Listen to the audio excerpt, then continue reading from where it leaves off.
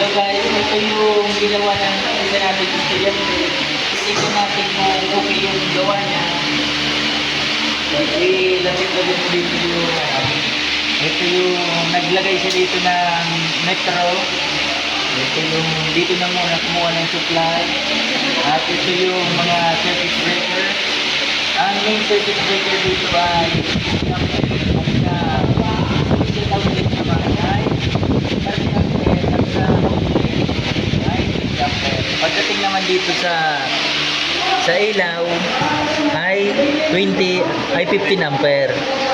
Pagdating dito sa ilaw, isang ilaw kinokontrol ng isang single switch. At pagdating naman dito, isang ilaw kinokontrol ng dalawang 3-way switch. Subukan natin yung ilaw kung gumagana. Dito ay kinokontrol ng single switch. Try natin dapat umunto. Oh, front half. Ikaw pala yung break. Try natin. At dito naman ay kinokontrol ng 3-way switch.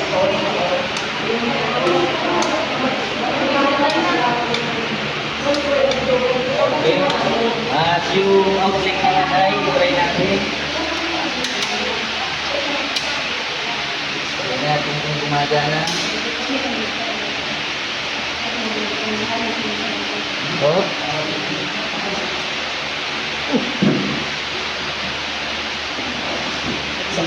Very good yung gawa ng estudyante natin.